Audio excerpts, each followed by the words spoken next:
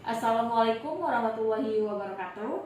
Perkenalkan, saya Evon Komariah dengan NIM 19110601. Saya mahasiswa kebidanan Universitas Muhammadiyah Purwokerto. Di sini saya akan menjelaskan tentang pendidikan kesehatan MPASI pada bayi usia 9 sampai 12 bulan. Silakan duduk Ibu. Baik, perkenalkan saya Bidan Evon Komariah yang bertugas pada pagi hari ini. Apakah ada yang bisa saya bantu Ibu? Jadi gini Bu, saya bingung untuk makanan pendamping untuk anak saya, usianya baru 9 bulan. Oh, baru 9 bulan. Baik, apakah Ibu bawa bukunya? Ya, Jadi saya cek terlebih dahulu ya Bu ya. Oh baik, apakah benar dengan Ibu Putri dengan bayi yang bernama A? ya. Baik, saya di sini akan menjelaskan mengenai MPASI. MPASI adalah makanan tambahan untuk bayi atau balita pada usia 6 sampai 24 bulan. Nah, tujuannya itu adalah untuk memberikan tambahan makanan ASI pada bayi agar ibu tidak salah pilih untuk memberikan makanan pada bayi, agar bayi juga tidak tersendat dan memilih makanan yang baik dan bergizi untuk bayi. Nah, di sini saya akan menjelaskan tentang strategi pemberian MPASI ya Bu ya. Nah, di sini tuh strateginya itu harus tepat waktu. Nah, bayi untuk 6 bulan ke atas tidak dapat memenuhi kebutuhan energi dan kecukupan gizinya hanya dari ASI. Jadi bayi itu harus diberikan makanan tambahan seperti MPASI. Nah, yang kedua itu harus adekuat dan memadai, harus mencukupi kebutuhan energi dan protein dan menurut protein yang dibutuhkan oleh anak atau bayi.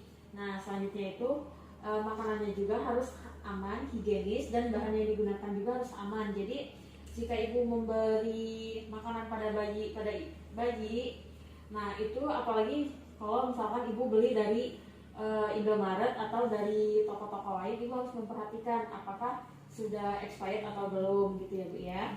Nah, selanjutnya juga diberikan secara responsif. Nah, itu harus memperhatikan anak kita apakah sudah lapar atau belum.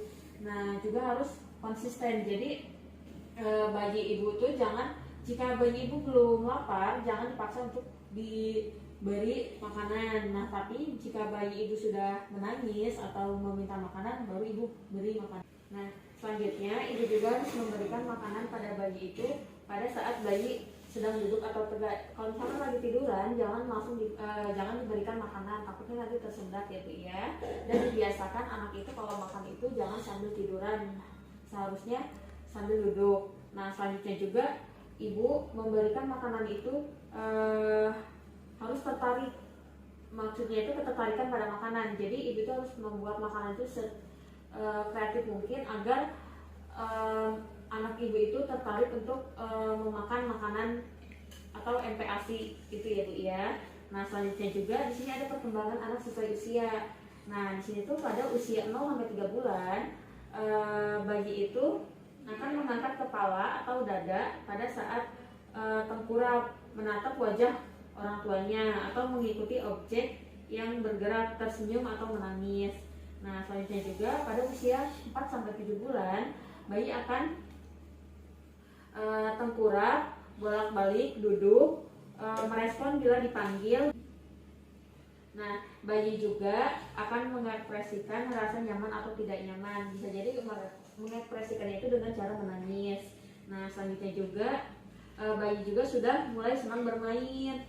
Nah, terus merespon terhadap emosi orang tua. Nah, seperti itu. Nah, selanjutnya juga pada usia 8 sampai 12 bulan. Nah, bayi ini akan merangkak, maju, melempar benda dengan sengaja atau mencoret-coret, mencoba untuk menirukan orang lain, terus mengeksplorasikan objek dengan cara melempar atau menjatuhkan atau menangis bila ditinggal oleh orang tuanya atau teman yang sedang bermain dengannya. Nah, selanjutnya juga di sini ada kebutuhan energi anak. Nah, kebutuhan energi anak itu seperti berat badan ibu, berat badan bayi itu harus ideal. Nah, selanjutnya juga kebutuhan gizi. Nah, kebutuhan gizi ini ada beberapa macam ya Bu ya. Ada energi 650 kcal, ada protein 16 gram, ada vitamin A 400 retinol dan epitelen. Nah, selanjutnya juga ada folat. Folat itu ada 80 mikroorgami. Nah, selanjutnya juga ada kalsium 400 gram. Nah, selanjutnya juga ada zat besi 10 gram, ada yodium 120 gram, ada zat seng 7,5 gram. Nah, selanjutnya juga selain kebutuhan energi anak, ada juga frekuensi MPASI. Nah, di sini untuk 6 bulan 2 sampai 3 sehari itu untuk diberikan MPASI-nya. Nah, selanjutnya untuk 8 bulan 2 sampai 3 kali sehari itu ditambah dengan snack 1 sampai 2 kali sehari. Nah, untuk 9 sampai 12 bulan ini untuk 3 sampai 4 kali sehari tambah snack 1 sampai 2 kali sehari. Nah, anak ibu tadi pada usia 9 bulan. Nah, itu bisa diberikan 3 sampai 4 kali sehari ya Bu, ditambah snack dan itu diberikannya 1 sampai 2 kali. Nah, jadi ajarin ke anak ibu kan pada usia 9 bulan itu pasti sudah bisa memegang. Nah, biasakan jika diberikan snack, makanan itu diberikan pada tangan kanan, jangan diberikan pada tangan kiri. Nah, kalau misalkan diberikan pada tangan kiri takutnya terbiasa nanti jadi kidal, seperti itu ya Bu ya. Nah, selanjutnya juga pada usia 12 sampai 23 bulan ini diberikan 3 sampai 4 kali sehari ditambah snack 1 sampai 2 kali sehari. Selanjutnya itu ada tekstur. Nah, tekstur MPASI itu berdasarkan usia. Pada usia 6 sampai 8 bulan itu ini berupa makanan halus atau lumat. Dapat diberikan dalam bentuk pure, bubur, atau saring atau makanan yang ditumbuk dan dihaluskan. Nah, selanjutnya pada usia 8 sampai 10 bulan.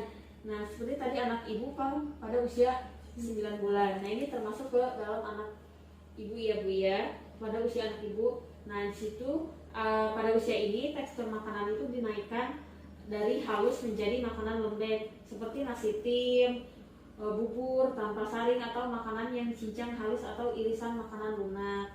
Nah, selanjutnya juga pada usia 11 sampai 12 bulan, pada usia ini sendi rahang bayi juga itu sudah mulai stabil dan mampu melakukan gerakan rotasi sehingga lebih mudah dalam mengunyah tekstur makanan MPASI. Nah, MPASI yang kasar gitu ya Bu ya, jadi lebih mudah karena rahangnya sudah mulai bagus dan mulai kuat. Nah, pada usia 10 sampai 12 bulan ini bayi memiliki kebutuhan energi dan nutrisi yang lebih banyak. Jadi makanan pun diberikan dalam waktu yang lebih sering.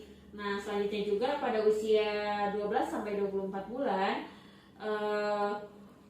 menu MPASI pada umur 1 tahun ini atau 1 tahun ke atas sebaiknya sudah mulai disesuaikan dengan menu keluarga.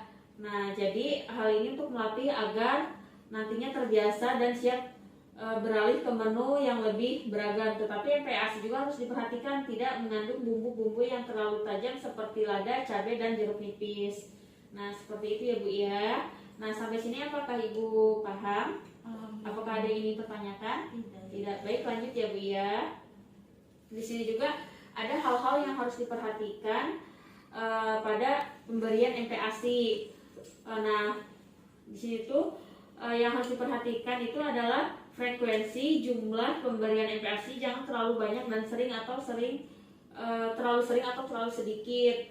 Nah, harus perhatikan itu harus dari teksturnya, perhatikan gizi dan pada respon bayi. Jika pada bayi ibu tidak ingin makan, jangan dipaksa untuk diberi makanan ya Bu ya, dan jangan juga terlalu jarang untuk diberikan makanan. Nah, bayi juga kan pasti akan meminta dengan cara bisa jadi menangis, itu berarti bayi dalam keadaan lapar.